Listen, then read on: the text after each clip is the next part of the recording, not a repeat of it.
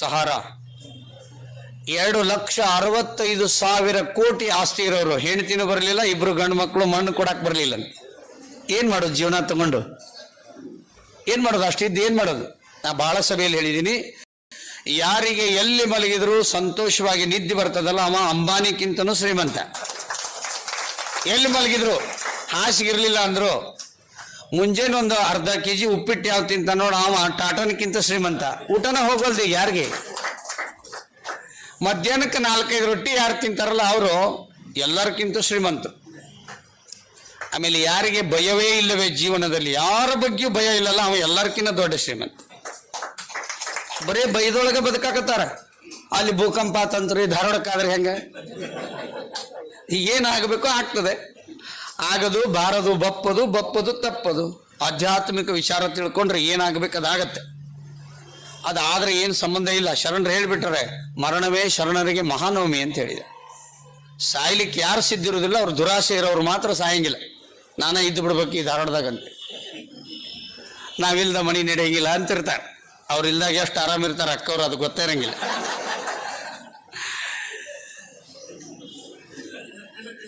ನಾನು ಇತ್ತೀಚಿನ ದಿನಗಳಲ್ಲಿ ಆರೋಗ್ಯ ಅನ್ನೋ ಶಬ್ದವನ್ನು ನಾನೇ ಕ್ರಿಯೇಟ್ ಮಾಡಿ ಬಿಡುಗಡೆ ಮಾಡಿದ್ದೀನಿ. ಅದನ್ನು 6 + ಯೋಗ್ಯ. 6 ಅಂದ್ರೆ ಸಂಖ್ಯಾ, ಯೋಗ್ಯ ಅಂದ್ರೆ ಯೋಗ್ಯತೆ. ಏನು 6? ಅದಕ್ಕೇನು ಸಂಬಂಧ ಇರ್ಬೋದು? 6 + ಯೋಗ್ಯ. ಕನ್ನಡದಲ್ಲಿ 6 ಅಂದ್ರೆ ಯಾರು ಅಂತನೂ ಅರ್ಥ. ಯಾರು ಯೋಗ್ಯರು? ಆರೋಗ್ಯವಂತಿರುವವರು ಯೋಗ್ಯರು. ಏನೇನು 6 ಅದಾವು? ಷಡ್ರಸಗಳು 6 ಅದಾವು. ನಾವೇನು ತಿಂತೀವಿ ಅದ್ರಾಗ ರಸ ರುಚಿ ಇರೋದು 6. ಅದಕ್ಕಿಂತ ಹೆಚ್ಚು ಯಾವುದೂ ಇಲ್ಲ. ಇವ್ರು ಏನೇನೋ ಮಾಡಿ ಬೇರೆ ಥರ ಮಾಡಿರ್ತಾರೆ, ತಲೆ ಕೆಟ್ಟು ಹೋಗುವಂಥ ರುಚಿ. ಅದರ ಮೂಲ ಇರೋದು 6 ಷಡ್ರಸಗಳು. ನಮ್ಮ ಅಡುಗೆ ಮನೆಯಲ್ಲಿ ಕೆಂಪು ಉಪ್ಪು ಹೋಗಿದೆ, ಸೈಂಧವ ಲವಣ ಹೋಗಿದೆ, ವೈಟ್ ಸಾಲ್ಟ್ ಬಂದಿದೆ. White salt is nothing but white poison ಅಂತ WHO ಆರೋಗ್ಯ ಸಂಸ್ಥೆ ಹೇಳಿಬಿಟ್ಟಿದೆ. ನಿಧಾನವಾಗಿ ಎಲುಬು ಕೊಳೆಯುವ ರೋಗ, ಮಾಂಸ ಹೀನತೆ ಆಗೋದು ರೋಗ, ಮತ್ತು ಮಾಂಸಖಂಡ ದುರ್ಬಲ ಆಗೋದು, ಸೊಂಟ ನೋವು, ಬೆನ್ನು ನೋವು, ಕಣ್ಣು ಮಂದಾಗುತ್ತೆ. ಅದಕ್ಕೆ ಸೈಂಧವ ಲವಣಕ್ಕೆ ನಮ್ಮ ಭಾಗದಲ್ಲಿ ಶರಣರ ಉಪ್ಪು ಮತ್ತು ಉಪವಾಸದ ಉಪ್ಪು, ಪಂಡ್ರಪುರ ಸಂತರ ಉಪ್ಪು ಅಂತ ಕರೀತಾರೆ ಕೆಲವು ಊರಲ್ಲಿ. ಆ ಉಪ್ಪನ್ನು ಯಾರು ತಿಂತಾರೋ ಅವ್ರಿಗೆ ಕಣ್ಣಿನ ದೃಷ್ಟಿ ಹೋಗಲ್ಲ, ಪಚನ ಚೆನ್ನಾಗಿ ಆಗ್ತದೆ. ಉಪ್ಪಿಗಿಂತ ರುಚಿ ಇಲ್ಲ. ಆದ್ರೆ ಉಪ್ಪಿಗೆ ಅದಕ್ಕಂತಾರ. ಆ ಪರ್ವತದಲ್ಲಿ ತರ್ತಾರೆ, ಅದನ್ನು ತಯಾರು ಮಾಡಂಗಿಲ್ಲ ಉಪ್ಪನ್ನು. ಆ ಪರ್ವತ ಇರೋದು ಪಾಕಿಸ್ತಾನದ ಗಡಿಯಲ್ಲಿದೆ. ಭಾರತ ಪಾಕಿಸ್ತಾನ ಇಬ್ಬಾಗ ಆದ ಮೇಲೆ ಒಂದು ಒಪ್ಪಂದದಲ್ಲಿ ಆ ಪರ್ವತವನ್ನು ನಮಗೆ ಕೊಟ್ಟಾರ ಅವರು. ಅದಕ್ಕೆ ಒಂದು ಲೈನ್ ಹಾಕಿದ್ದಾರೆ. ಭಾರತೀಯರು ಯಾವಾಗ ಬೇಕಾದರೂ ಹೋಗಿ ತಗೊಂಡು ಬರ್ಲಿಕ್ಕೆ ಅದಕ್ಕೆ ಅಂತಾರಾಷ್ಟ್ರೀಯ ಮಟ್ಟದಲ್ಲಿ ಹಕ್ಕಿದೆ. ಆ ದೇಶದವ್ರು ಯಾರು ಆ ಉಪ್ಪನ್ನು ಮುಟ್ಟಂಗಿಲ್ಲ, ಆ ಕಡೆ ನೋಡಂಗಿಲ್ಲ. ಯಾಕಂದ್ರೆ ಅದನ್ನು ತಿಂದ್ರೆ ಒಳ್ಳೆಯವ್ರು ಹಾಕಾರಂತ, ಅದಕ್ಕೆ ತಿನ್ನಂಗಿಲ್ಲ ಅಂತ ಅವರು. ಸೈಂಧವ ಪರ್ವತ ಮತ್ತು ಪದರ್ಲವನ ಪರ್ವತ 2 ಅಕ್ಕಪಕ್ಕದಲ್ಲೇ ಇದೆ. ಅದು ಎಷ್ಟು ವರ್ಷ ತೆಗೆದ್ರೂ ಅದು ಕಡಿಮೆ ಆಗಿಲ್ಲ. ಎಷ್ಟು ಬೇಕಾದಷ್ಟು ತಗೊಂಡ್ಬರ್ತಾರೆ ಗಡಿಯಲ್ಲಿ, ಗುಜರಾತ್ ಗಡಿನಲ್ಲಿ. ಅದು ದಾರಿಯಲ್ಲಿ ಹಾಕಿರ್ತಾರೆ. ಇಲ್ಲಿರೋರು ಅದ ಉಪ್ಪಿನಾಗ ಬಿಳೆ ಉಪ್ಪು ಕೂಡಿಸಿ ಸೈಂಧವ ಲವಣ ಅಂತ ಮಾರ್ತಾರೆ. ಕಲಬೆರಕೆ ಮಾಡೋದ್ರಲ್ಲಿ ನಮ್ಮವರು ಜ್ಞಾನಪೀಠ ತಗೊಂಡಾರೆ ಕೆಲವರು. ಒಂದೇದ್ದು, ನಮ್ಮ ಅಡಿಗೆ ಮನೆಯಲ್ಲಿ ಉಪ್ಪು ಬದಲಾಗಬೇಕು. ನಾನು ಆಗಲೇ ಹೇಳಿದ್ನಲ್ಲ, ಕ್ಯಾನ್ಸರ್ ಗುಣ ಆಗಿದೆ ಅಂತ ಹೇಳಿದ್ರು, ಇದೇ ವಿಷಯಕ್ಕೆ ಗುಣ ಆಗಿದೆ ಅಂತ.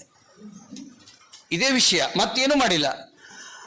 ಸೈಂಧವ ಲವಣ ಉಪ್ಪು ಅಡಿಗೆಗೆ ಹಾಕಬೇಕು, ಅಥವಾ ಸಾನೆಕಟ್ಟ ಕೆಂಪು ಹರಳು ಉಪ್ಪನ್ನು ಹಾಕಬೇಕು. ಎಲ್ಲಕ್ಕಿಂತ ಒಳ್ಳೆಯದು ಸೈಂಧವ ಲವಣ ಉಪ್ಪು. ಖಾರವನ್ನು ನಾವು 1850ನೇ ಇಸ್ವಿಗಿಂತ ಮೊದಲು ನಮ್ಮ ದೇಶದಲ್ಲಿ 90 ಭಾಗ ನಾವು ಕಾಳು ಮೆಣಸು ತಿಂತಿದ್ವಿ. ಅವ್ರು ಮೆಣಸಿನಕಾಯಿ ತೊಗೊಂಬಂದು ನಮ್ಮ ಬಾಯಾಗಿಟ್ಟು ಕಾಳು ಮೆಣಸು ತೊಗೊಂಡೋದ್ರು. ಆ ಕಾಳು ಮೆಣಸು ತೊಗೊಂಬರ್ಬೇಕಾದ್ರೆ ಭಾರತದಲ್ಲಿ ಒಂದು ಒಪ್ಪಂದ ಆಗಿತ್ತು. 1 kg ಗೋಲ್ಡ್ ತಂದು ಕೊಟ್ಟರೆ ಇವರು 1 kg ಕಾಳು ಮೆಣಸು ಕೊಡ್ತಿದ್ರಂತೆ. ಇದು ಬರೆದಿದ್ದಾರೆ, ಬೇಕಾದ್ರೆ ಹೋಗಿ ನೋಡಿ. ಮಣಿಪಾಲದಲ್ಲಿ ಒಂದು ಊರಿದೆ, ಹಸ್ತಕಲಾ ಗ್ರಾಮ ಅಂತ. ಆ ಗೋಡೆಯ ಮೇಲೆ ಅದನ್ನು ಬರೆದು ಹಾಕಿದ್ದಾರೆ. ಕಪ್ಪು ಬಂಗಾರ ಅಂದ್ರೆ ಕಾಳು ಮೆಣಸು ಅಂತ ಹೇಳ್ತಾರೆ. ಕಾಳು ಮೆಣಸು ಯಾರು ತಿಂತಾರೆ ಅವ್ರಿಗೆ ಜೀವಮಾನ ಕ್ಯಾನ್ಸರ್ ಬರೋದಿಲ್ಲ. ಯಾರು ತಿನ್ಬೇಕು? ಮನೆ ಕೆಲಸದಾರಿಗೆ ತಿನ್ನಿಸ್ಬೇಡ್ರಿ, ನಾವು ತಿನ್ಬೇಕು. 3 ಕಾಳು ಮೆಣಸು ದೇಹದಲ್ಲಿ ಹೋದ್ರೆ ಕ್ಯಾನ್ಸರ್ ಬರಲ್ಲ.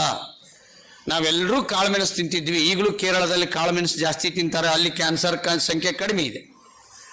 ಒಣ ಮೆಣಸಿನಕಾಯಿ ತಿಂದ್ವಿ, ಆಮೇಲೆ ಹಸಿ ಮೆಣಸಿನಕಾಯಿ ತಿಂದ್ವಿ, ಗಿಡ್ಡ ಮೆಣಸಿನಕಾಯಿ ತಿಂದ್ವಿ. ಈಗ ಸ್ಪ್ರೇ ಮಾಡಿ ತಿನ್ನಾಕತ್ತೀವಿ. ಖಾರದ್ದೊಂದು ಇನ್ಸೆನ್ಸ್ ಬಂದಿದೆ, ಅದನ್ನು ಹಾಕ್ಲಿಕ್ಕತ್ತೀವಿ.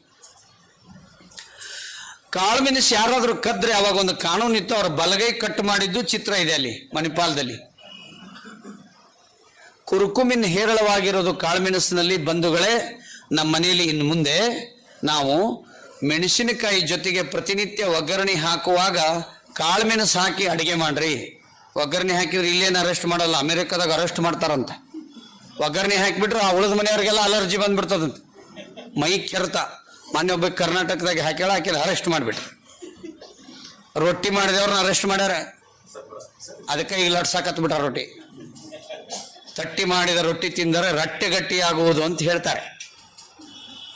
ಜೋಳದ ರೊಟ್ಟಿ ತೋಳು ಬಲು ಗಟ್ಟಿ, ರಾಗಿಯ ರೊಟ್ಟಿ ಹೊಟ್ಟೆ ಬಲು ಗಟ್ಟಿ, ಸಜ್ಜೆಯ ರೊಟ್ಟಿ ಕಾಲು ಬಲು ಗಟ್ಟಿ ಅಂತ ಬರೆದಾನೊಬ್ಬ. ಜೋಳವ ತಿಂದವನು ತೋಳ್ಬಲನಾಗುವನು, ರಾಗಿ ಉಂಡವನು ಯೋಗಿ ಆಗುವನು, ಗ್ಯಾರಂಟಿ ಕೊಟ್ಟ ಅಕ್ಕಿ ತಿಂದವನು ಹಕ್ಕಿ ಅಂತ ಆಗುವನು ಸರ್ವಜ್ಞ. ಈಗ ಸರ್ಕಾರ ಅಕ್ಕಿ ಕೊಟ್ಟದೆ, ಇನ್ನು ಮುಂದಿನ ಸರಿ ಅನ್ನನ ಮಾಡಿ ಕೊಡ್ತಾರಂತೆ. ಆಯಾ ಓಣ್ಯಾಗೊಂದು ಅನ್ನ ಮಾಡಿಬಿಡುದು, ಇನ್ನೊಂದು ಪಾರ್ಟಿ ಬಂದ್ರು ಬರ್ಬೋದು, ನಾವ ಉಣಿಸ್ತೀವಿ, ನೀವು ಸುಮ್ಮನೆ ಧಾರಾವಾಹಿ ನೋಡಿ ಸತ್ತು ಹೋಗ್ಬಿಡ್ರಿ ಅಂತೇಳಿ. ಅದಕ್ಕೂ ಓಟ್ ಹಾಕಿದ್ರು ಹಾಕ್ಬೋದು ನಮ್ಮ ಲಜ್ಜೆ ಸಮಾಜ. ಅದಕ್ಕಾಗಿ ಖಾರದಲ್ಲಿ ಕಾಳುಮೆಣಸು ಬಳಸಬೇಕು. ಎರಡಾಯ್ತು. ಮೂರನೇದ್ದು ಹುಳಿನ ಹೆಚ್ಚು ನಿಂಬೆಹಣ್ಣಿನ ಹುಳಿ ತಿನ್ಬೇಕು. ನನ್ನ ವಿಡಿಯೋ ನೋಡ್ರಿ. ಕೀಮೋ ಯಾರು ಮಾಡಿಸ್ಕೊಂಡಿರಿ, ಬಿಸಿನೀರೊಳಗೆ ಅರ್ಧ ನಿಂಬೆಹಣ್ಣು ಹಾಕಿ ಕುಡೀರಿ. ಕೀಮೋ ಮಾಡಿಸೋ ಅವಶ್ಯಕತೆ ಇಲ್ಲ ಅಂದಿನಿ. ನನ್ನ ಹತ್ರ ಬಂದವರು ಯಾರೂ ಕೀಮೋ ಮಾಡಿಸ್ಕೊಳ್ಳಲ್ಲ. ಒಂದು ಕೀಮೋ 30,000, 40,000, 50,000. ನಿಂಬೆಹಣ್ಣಿಗೆ ಸಂಜೀವಿನಿ ಫಲ ಅಂತ ಹೇಳಿದ್ದಾರೆ, ಅದನ್ನು ಬಿಸಿನೀರಿಗೆ ಹಾಕಿ ಕುಡಿದ್ರೆ ಕೀಮೋ ಮಾಡಿಸ್ಕೊಳ್ಳೋ ಅವಶ್ಯಕತೆ ಇಲ್ಲ. ದಾಖಲೆ ತೋರಿಸ್ತೀನಿ ನಾನು. ಇಷ್ಟು ಹೇಳಿದ್ರು ಮೀಡಿಯಾದವ್ರು ನಮ್ಮನ್ನು ಕರೆಯೋದಿಲ್ಲ. ಹರಿದು ಪ್ಯಾಂಟ್ ಹಾಕೊಂಡಿರ್ತಾಳಲ್ಲ, ಹಾಕಿದ್ 2 ತಾಸು ಇಂಟರ್ವ್ಯೂ ಮಾಡ್ತಾರೆ. ಭಾಳ ಹರಿದಿತ್ತಂದ್ರೆ ಸಿಕ್ಕಾಪಟ್ಟೆ ಇಂಟರ್ವ್ಯೂ ಮಾಡ್ತಾರೆ. ಆಕಿ ದೌಡ್ ಬಿಡಂಗೇ ಇಲ್ಲ. ಅದು ಹರಿದಿರಂಗಿಲ್ಲ, ಆಕೆ ಹರಿದು ಹಾಕೊಂಡಿರ್ತಾಳ. ಅದನ್ನು ಭಾಳ ಓದ್ಯಾರು ಹರಿದ ಅರ್ಬಿ ಹಾಕೊಳಕತ್ತಾರ. ಈಗ MBBS ಆಗೈತೆ ಅಂದೊಬ್ಬ, ಎಲ್ಲೆಲ್ಲಿ ಹರಿದಿತ್ತು ಅದು ಪ್ಯಾಂಟು. ಇಲಿ ಕಡೆಯಾಗಿ ಕೊಟ್ಟಿದ್ನಂತ ಒಂದು ವಾರ, ಇಲಿ ಕಡದಿಂದ ಹಾಕೋಣ. ಎಂಥ ಕಾಲ ಬಂತು. ಇದಕ್ಕೆ ಕಾಯಿಲೆಗೊಂದು ಹೆಸರಿಟ್ಟಾರೆ, ಏನು ಹೈಪರ್ ಆಕ್ಟಿವಿಟೀಸ್ ಡಿಸೀಸ್ ಅಂತಿದ್ರೆ ಹೆಸರು. ನಾಯಿ ಬಗಳು ಹಂಗೆ ಕಟಿಂಗ್ ಮಾಡಿಸ್ಕೊಳ್ಳೋದು, ಆ ಹುಚ್ಚು ಸಿನಿಮಾದವ್ರ ಹೆಸರಿಟ್ಕೊಳ್ಳೋದು, ಸ್ವಲ್ಪ ಅರ್ಬಿ ಹಾಕೊಳ್ಳೋದು, ಎಲ್ಲಿ ಬೇಕಾದಲ್ಲಿ ಹರಿದು ಹಾಕೊಳ್ಳೋದು. ಇದೊಂದು ರೋಗ, ಹೈಪರ್ ಟೆನ್ಷನ್ ಅಂತಾರಲ್ಲ, ಹಂಗೆ ಹೈಪರ್ ಆಕ್ಟಿವಿಟೀಸ್ ಡಿಸೀಸ್ ಅಂತಿದ್ರೆ. ಸಿಗ್ತಿಲ್ಲ, ಹೀಗಾಗಿ ಭಸ್ಮ ಸಿಗ್ತಿಲ್ಲ.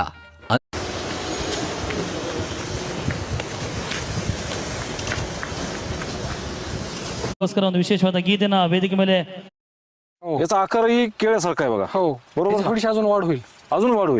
लांब वाढतो नाही का? लांब. ಶರಣರು ಅಂದ್ರೆ ಅಕ್ಕ ಮಹಾದೇವಿ, ಸಿದ್ದರಾಮೇಶ್ವರ, ಹಡಪದ ಅಪ್ಪಣ್ಣ, ಮಡಿವಾಳ ಮಾಚಿದೇವ, ನೂಲಿ ಚಂದಯ್ಯ, ಅಂಬಿಗರ ಚೌಡಯ್ಯ.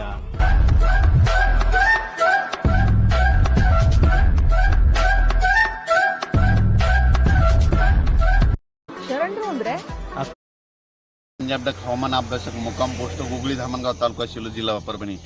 आज आहे 24 एप्रिल 2024. म्हणजे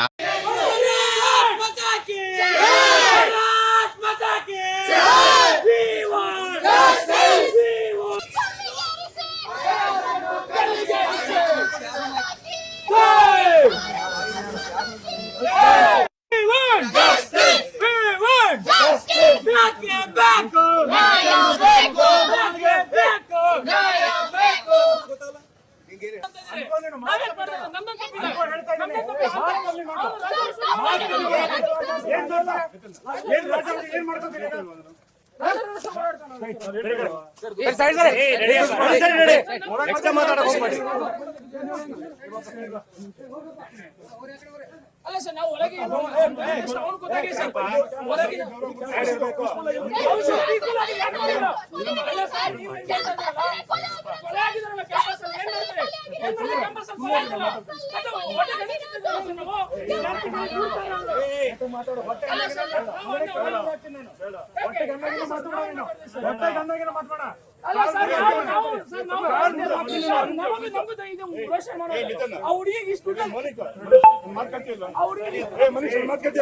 ಮನೆಗೆ ಸಾಕೋಬೇಕಿತ್ತು.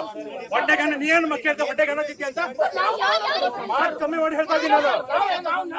ನಾನು ಹೇಳ್ತಾ ಇದ್ದೀನಿ, ಮಾತು ಕಮ್ಮಿ ಮಾಡು. ಆಮೇಲೆ ತಮ್ಮ ಮಾತು ಎಲ್ಲರಿಗೂ ಬರ್ತವೆ. ಸ್ವಲ್ಪ ಏನ್ ಮಾತಾಡ್ತೀವಿ ಹುಡುಗಿ ಉಸಿರಾಡ್ದ್ರೆ ಸಾಯ್ತಾರೆ ಸರ್. ಸತ್ಯ ಸರ್ ಹುಡುಗಿ ಇರೋದು. ಆಯ್ತ್ರಿ ಇದು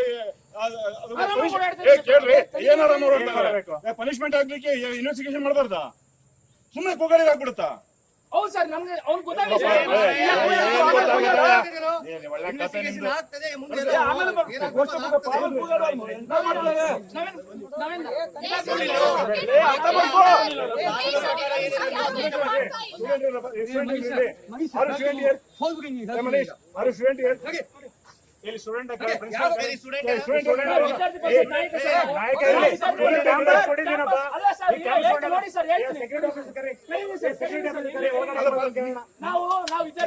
ಹಾಕ್ಲಾ ಅಂತಾರೆ, ನಮ್ಮ ಕಡೆ ತಳ್ಳಿ ಬಿಡ್ತಾರೆ.